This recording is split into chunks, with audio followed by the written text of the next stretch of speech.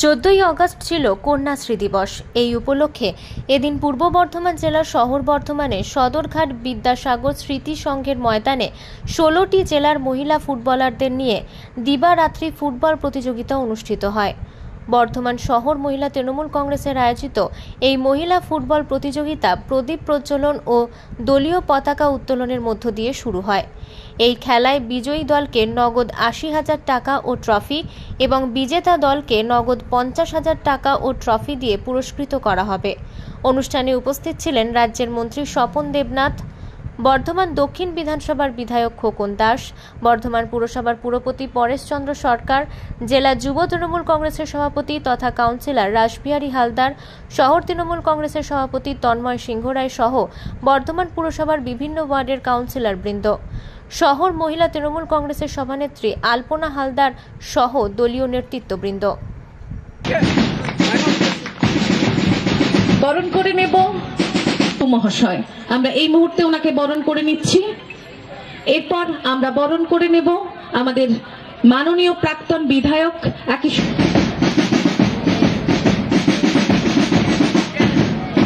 এরপর অসংখ্য ধন্যবাদ পঞ্চায়েতের সঙ্গে মাননীয় কর্মাধ্যক্ষ কাউন্সিলর ম্যাডাম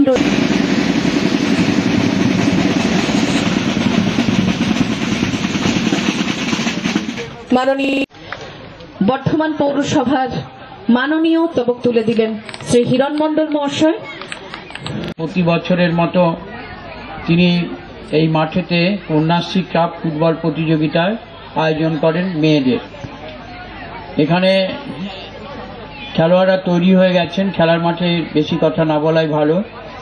মহিলা তৃণমূল কংগ্রেসের উদ্যোগে আজকের এইরকম একটা শুভ দিন আমাদের সবার কাছে। রাজ্য সরকারের সেই প্রকল্প কন্যাশ্রী, সেই কন্যাশ্রী দিবসে 16টা জেলা নিয়ে রাজ্যের আজকে যে সেই কন্যাশ্রীদের নিয়ে সারা রাত ব্যাপী একটা ফুটবলের প্রতিযোগিতার আয়োজন করেছেন আমাদের শহরের সম্মানীয় মহিলা সভানেত্রী আমাদের আলপনা হালদার মহাশয়া। তারই শুভ উদ্বোধনী অনুষ্ঠানে উপস্থিত রয়েছেন আজকের এই খেলার উদ্বোধক রাজ্যের মাননীয় মন্ত্রী আমাদের সবার প্রিয় স্বপন দেবনাথ। এইভাবে মহিলাদের নিয়ে একটা ফুটবলের আয়োজন করা হয়, এটা অত্যন্ত একটা গুরুত্বপূর্ণ ব্যাপার। কারণ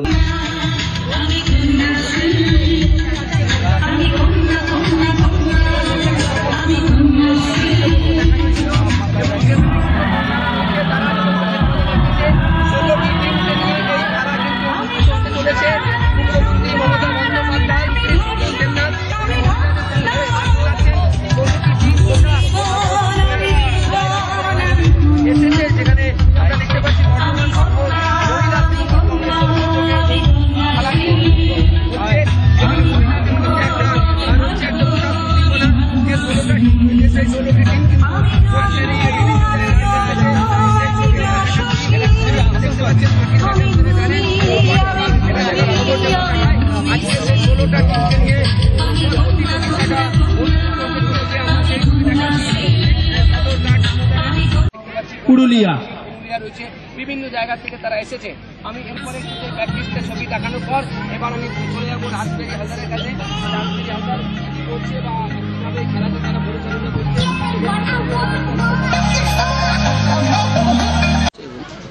বর্ধমান শহর মহিলা তৃণমূল কংগ্রেসের উদ্যোগে মহিলা ফুটবল আজকে সারা রাতব্যাপী টুর্নামেন্ট। 16টা জেলার মহিলা ফুটবলাররা এখানে উপস্থিত হয়েছে কন্যাশ্রী দিবসে। মাননীয় মুখ্যমন্ত্রী মমতা ব্যানার্জি এবং আমাদের নেতা অভিষেক ব্যানার্জি যেভাবে মহিলাদের উৎসাহিত করছে বিভিন্নভাবে, তো আজকে মহিলাদের ফুটবলের ক্ষেত্রে উৎসাহ প্রদান করা হচ্ছে এবং 80,000 টাকা পুরস্কার দেওয়া হবে, 50,000 টাকা রানার্স পুরস্কার।